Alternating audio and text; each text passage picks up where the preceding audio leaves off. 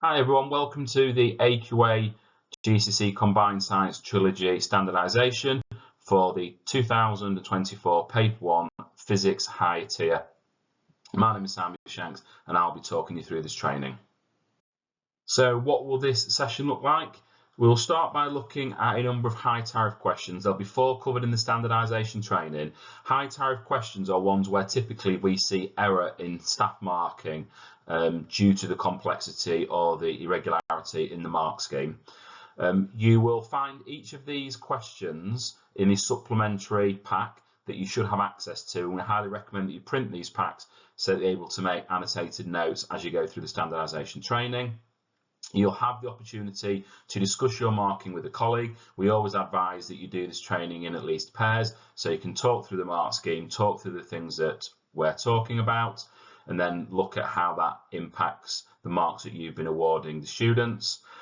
You'll have the opportunity to look at how many marks were awarded for each question in the summer, compare your marking to that of the examiner and see where you have alignment or where you have discrepancies. And then finally, we will repeat this cycle through each of the 4 high tariff questions. There will be 2 questions for each of the high tariff questions, or rather 2 student responses from different exam papers in the summer that you'll have the opportunity to look through as part of this training. So the session objectives today will be to have the opportunity to review summer 24 student responses, have the opportunity to compare your marking with that of others, gain a deeper understanding of the mark scheme and its application, improve departmental consistency in both marking and assessment, and enhance the accuracy in student forecasting and target setting. So before we start the specific physics standardisation training, there's some general marking guidance. This general guidance will help improve your marking across all of the physics mock examinations. The first is to make sure that you read the examiner's reports and annotate your mark scheme accordingly. The examiner's reports can help identify common student mistakes that are often marked correctly by teachers.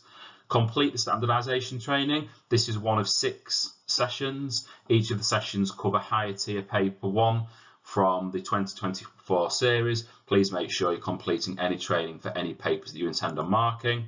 Make sure that you anonymise student scripts. It's unavoidable that we have confirmation bias when we're marking students' work, which we teach regularly, so please make sure all scripts are anonymised before you mark them.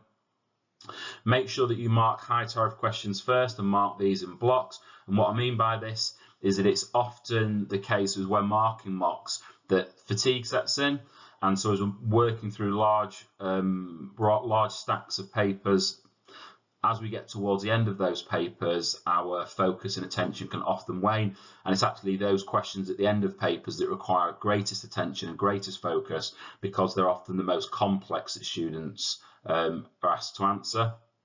So marking these questions first actually reduces the error in these questions, and then working back through the paper.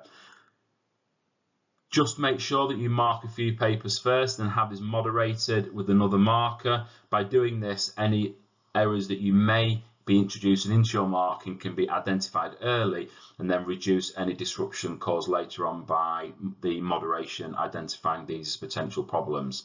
It's also worth knowing that this process helps identify areas of disagreement. So the mark schemes aren't always exact, so sometimes you'll have to in your department agree commonality. So marking a few questions, agreeing commonality around particularly complex questions about what you'll accept and what you won't accept is a really important process. So marking a small sample and submitting these into a moderation process or into a paired peer-on-peer process will certainly help reduce error down the line.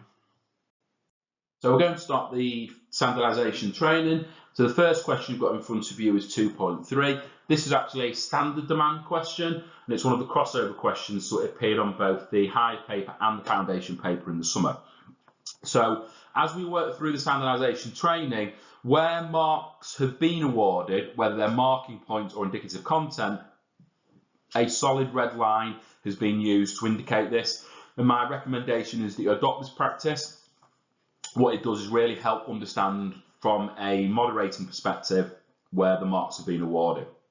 So First, I'd like you to do, I'd like to read through the question, I'd like to read through the student response, and I would like you to decide how many marks that this question was worth. Remembering that this question was marked in the summer by a senior examiner, and so once you've gone through the process of identifying how many marks you would award, we'll then look at how many marks the examiner did award and to see whether there are any discrepancies between your marking and how you awarded those marks and where the examiner awarded those marks. So feel free now to pause the video and feel free to resume the video once you're ready to have your marking checked against that of the examiners. Okay, so hopefully you had a chance to look through the question and decide how many marks that would be worth. So the first thing to understand with this question is that actually that in order to gain a level 2, students must make reference to the scattering experiment that's referred to in the stem of the question, but specifically looking at why the plum pudding model was replaced. So the types of things that they're going to need to say are identified in the big blue box in indicative content that help explain why one model was replaced by the other model. And so the explanation of that is incredibly important. What we actually found in the summer was a large number of students simply repeated information that was in the STEM question. And so right at the end of this, this first PowerPoint slide, you'll be able to see the image that the students are given in the question itself. And what they did is they just copied a lot of the information straight from the image without actually explaining the reason or trying to provide reasoning for the observations that were noted in the image in the stem of the question. So the student produced response that was at level 1. Let's have a little look now as to where they gained their marks.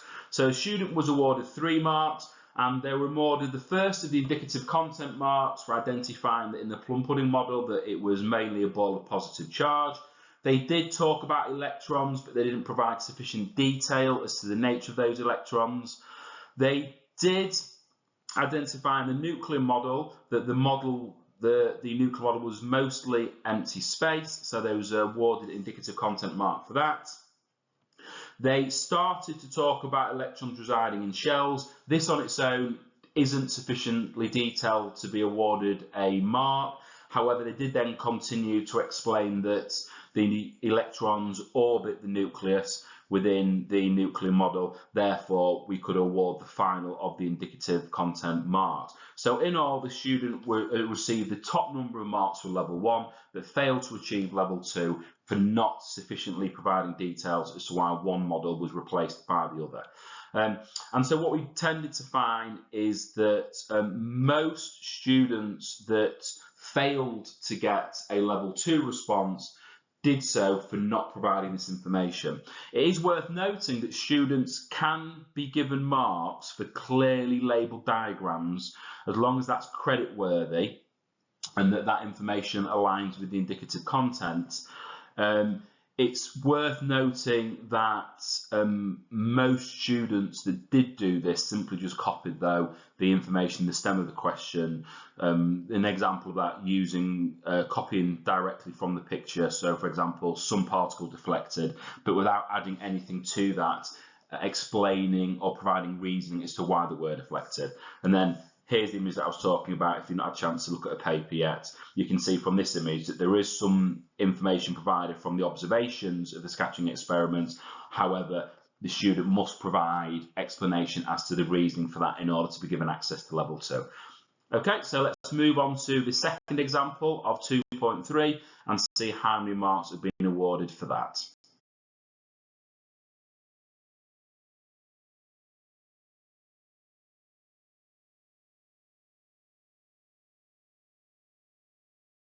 So this is the first of the questions that requires the use of the physics equation sheet in the standardisation training. But for the most part, the marking of questions that use the physics equation sheet was done quite well. There were just a couple of examples where markers struggled to apply the mark scheme as expected, and this was the one which caused the most problems for markers in the summer.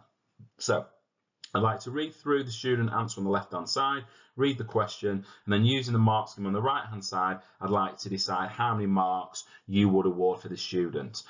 For this particular type of question, where you've got specific marking points that require students to be able to have shown in their answer, we're going to use a system that refers to MP1. So MP1 would be marking point 1 represented by the first mark allocated in the mark scheme. MP2 will be designated for the second marking point, 3, 4 and 5 and so on.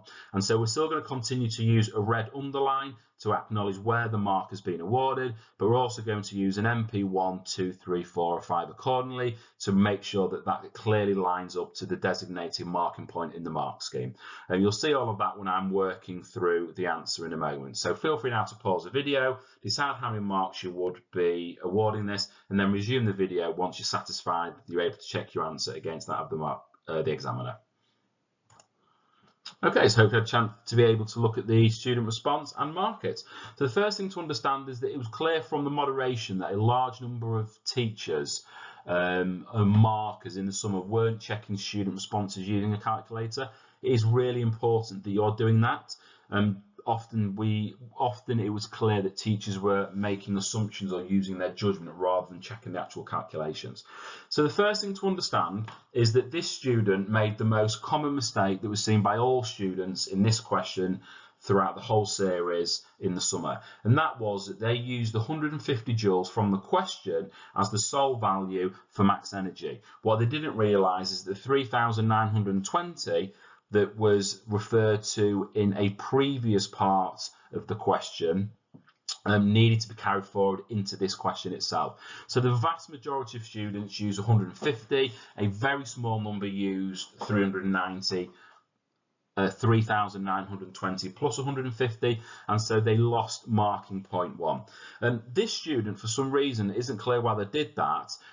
When they substituted the values into the equation, which they correctly identified from the equation sheet, they added an additional step on line 3. So 2.5 times 100 equals 250. There's no clear explanation as to why they did that.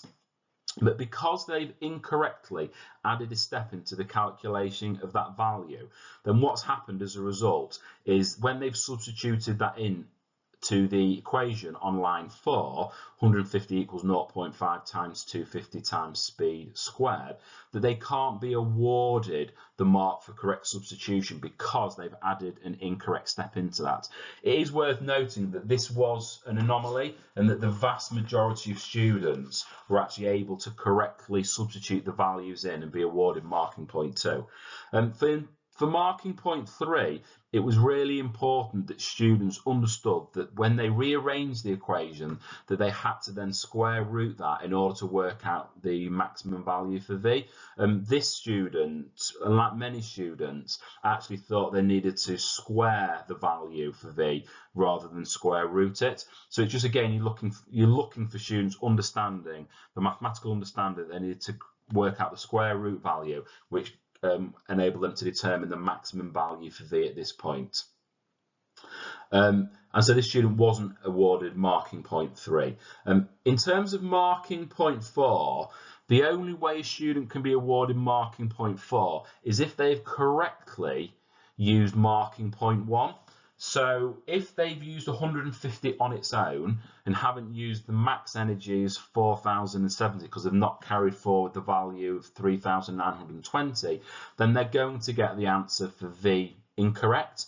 And so it's worth noting at this point, even if you've awarded MP2 and MP3, they can't be awarded MP4 if they've not used the correct value for MP1. However, it is worth noting that students can still be awarded marking point 5 if they correctly convert meters per second into kilometers per second. So all things considered, this student wasn't awarded any marks despite, on the surface, actually carrying out a number of steps correctly. It's worth knowing that 60% of students got 2 out of 5 marks for this question, with only the highest attaining students gaining 4 out of 5 marks. Most of the marks that students were awarded were for marking point 2 and the combination of marking point 3 and marking point 5. Remember, they can still get a marking point 5 if they've used incorrect calculations at other points in this formula. Okay, so now I'm going to have the opportunity to look at a second example of this and see how many marks should be awarded. Okay, so here's the second high tariff question that requires the use of the equation sheet. So feel free to read the student response on the left-hand side, have a look at the marks on the right-hand side, pause the video, and then feel free to resume it once you've got a mark that you're happy then to check against the examiner. Okay, so let's see how many marks were awarded for this student in the summer. So the first thing to understand is they've made that common state yet again that I talked about on the last example, is they brought in the 150 but failed to realise that the 3,920 needed to be brought in from the previous part of the question. They have correctly substituted the values given in the question into the correct equation sheet, so they have been awarded marking point 2. They have correctly determined marking point 3 because they've used v squared as 120, and then they've shown in line 4 that v equals 10.954. We can make the assumption that they've correctly square rooted that value to derive their value for v, and we're able to do that because the mark scheme allows us to make that correct assumption. They then have incorrectly calculated the value for v because they've got marking point 1 wrong, so they're not able to be awarded the value for that. They have correctly converted from meters per second into kilometers per second, and as a result therefore can be awarded marking point 5. So this student lost marking point 1, lost marking point 4 as a result of that, and so achieved 3 out of 5 marks, which was the most common number of marks for the vast majority of students. It is also worth noting that if you see a value of 0.01095, that is likely to be worth 3 marks because they've correctly been awarded MP2, MP3 and MP5. Other variations on that are likely to be worth 2 marks are 0.1095, 1.095 and 10.095. These are all correct MP2s and 3s, but what they fail to do is convert from meters per second into kilometers per second as required. So it's worth jotting those values down. Although I always advise that you check the calculation step by step, it does give you a good indication of how many marks the students are likely to be awarded in this. And so all those things considered, that this student was awarded 3 marks by the examiner in the summer. Okay, so this is the third of the high tariff questions we're going to explore during this training. And so as previously, I would like to read the student response and then use the mark scheme to decide how many marks you would award for this particular student. And what I would like you to do is then resume the video once you're able to be in a position to check your marking against that of the examiner. So feel free to go ahead and pause the video now and resume when appropriate. Okay, it's worth noting for this question that it's an explain question, so students must be taking a cause and effect approach, linking the 2 marking points, marking point 1 with 2 and then 3 with 4, in order to be able to gain the full marks. So this student has correctly identified that the bacteria will be killed by the radiation. They referred to the bacteria dying, which is absolutely fine once they've been exposed to the radiation. What they did do is they also referred to bacteria and microorganisms, and whilst we wouldn't credit microorganisms on their own, because they have named a specific pathogen, we have been able to award the mark. Again, to note, if they'd simply referred to microorganisms, that wouldn't be sufficient to gain marking point 1. In order to be able to gain marking point 2, they must have stated and correctly been awarded marking point 1, and so we can see in this example is that the student successfully was accredited marking point 2, which it refers to the hazard being reduced. The vast majority of students referred to the water being safer to drink or less safe to drink as the specific hazard, and in this instance it was absolutely fine to do both of those things. And so students were able to obtain marking point 1 and marking point 2 as a consequence. It's also worth noting that marking point 1 for this particular question was duplicated twice, so the student could use either of those two marking points in order to be able to gain the first marking point awarded. In terms of the second part of the question, the students were able to correctly understand that the cells would be damaged as a result of the radioactive isotopes, and in this instance they're talking about the harm to the body and destroying the cells. So the third marking point was awarded, and as a result of that they was able to be given marking point 3 and therefore marking point 4, which meant that the water was dangerous to drink because the contaminated source would cause harm by destroying the cells. Again, we're talking about dangerous to drink as a specific example of a hazard, which is absolutely fine. So things to remember from this question is that if a student refers to safer to drink or more dangerous to drink, then that's absolutely fine as a specific hazard, but they must be awarded marking point 1, which refers to the bacteria or named pathogen being killed, or marking point 3, which refers to the contamination damaging the body, particularly entering the body, inference that is entering the body and damaging the cells. So in this instance, the student had been awarded by the examiner 4 marks, which is the full number of marks that were awarded for this question.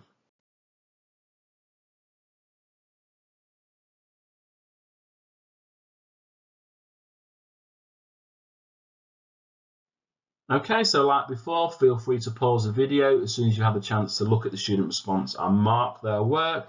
Use the marks on the right hand side, and then resume the video once you're in a position to be able to have your answer, the marks that you've awarded, checked against that of the examiner. So feel free to go ahead and pause the video now. Okay, let's have a look at how the examiner marked this question then. So the first thing to understand is that when they talked about irradiating, the students made no credit-worthy comments, and so as a result weren't awarded marking point 1 or marking point 2. They were able to achieve marking point 3. They understood that the isotopes would enter the body. Specifically, they talked about it dissolving into the water. If you look at the stem of the question, then you can see that the water is drinking water. So the mark was allowed on the grounds that it is an expansion of that earlier commentary. As a result of that, students then could go ahead and be awarded marking point 4, because they are correctly identified that the water therefore would be harmful to consume, or rather increasing the hazard. So this student was awarded marking point 3 based on their expansion of the commentary providing in the question, and then marking point 4 as a result of that. So in all, the student was awarded 2 marks. And again, like all of the high tariff questions, if you like the opportunity to mark more of these before you go ahead and mark your full sample, you'll find at the back of your booklet 2 further examples of these questions with the number of marks that were awarded in the summer for those questions. Okay, so we're now at the last high tariff question that will be explored as part of the standardisation training. This question was marked particularly badly by examiners through their first round of marking, and the main reason for that was that teachers were allowing student responses that lacked the scientific literacy that was laid out in the mark scheme. So it's incredibly important when you're marking this question that you're making sure students are aligning their literacy with the demands of the mark scheme itself. So I would like you to look at the answer on the left hand side, as before, using the mark scheme on the right hand side to mark the question, and then pause the video, and then when you're ready to have your answer checked against the examiners, resume the video at your own free will. So go ahead now and pause the video and mark the student response. Okay, so let's have a look at how this question was marked by the examiner in the summer. So the examiner gave this question 3 marks out of a possible 4. What you will find is that most students will cap their mark at 3 marks. marking point 3, which is the force of each collision being greater between the particles, was awarded on very, very few occasions across the entire sample in the summer. So the vast majority of students that did receive the top number of marks received 3 out of 4 rather than 4 out of 4. But let's have a little look what they're for. So marking point 1, the student has correctly identified that where there is an increase in, where the area is warmer, and that will cause the particles to move faster. It's important to note that there must be some indication of increase, so faster rather than fast, move greater rather than to move. So fast and move is insufficient in this instance, and we're looking for an increase in rate. Marking point 2 was awarded, and again we talked before about the importance of reading all the way through the answer before you start awarding marking points. So they've correctly identified that the collisions were more frequent in their nature, and again we're talking about an increase in the frequency of collisions, not just more collisions but the frequency of collisions. So again we're looking for that scientific language, frequency of collisions, in order to be able to award marking point 2. More collisions is not sufficient. Marking point 4 was awarded as a result of the particles moving faster and there being more frequent collisions, that there would be a greater transfer, or rather more transfer of energy. And again, throughout this question, we're looking for students' understanding of an increase in rate of. So faster, more energy transfer, greater frequency of collisions. So that language is incredibly important. You'll see that the student hasn't put these in order that the mark scheme has awarded them. That doesn't matter as long as the student is able to connect that in a literate way that makes sense to the reader. And you'll see they haven't been awarded marking point 3. Very few students were able to articulate that correctly.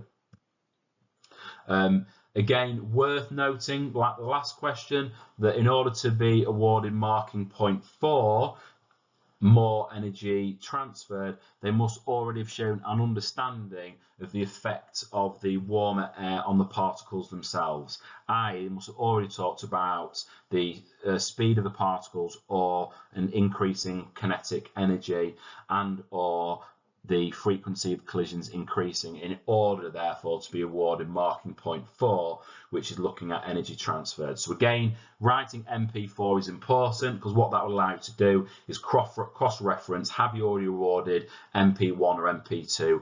If not, you unfortunately aren't able to award MP4 to a student. Okay, this is the last of the questions we're going to look at as part of the standardisation training. So as before, feel free to pause the video as soon as you've had the opportunity to read the student response and then apply the mark scheme, and then resume the video once you're in a position to be able to have that work checked. So go ahead now and feel free to pause the video. Okay, let's have a look at how many marks were awarded by the examiner in the summer. So the first thing to understand is that this student made a mistake that was quite common.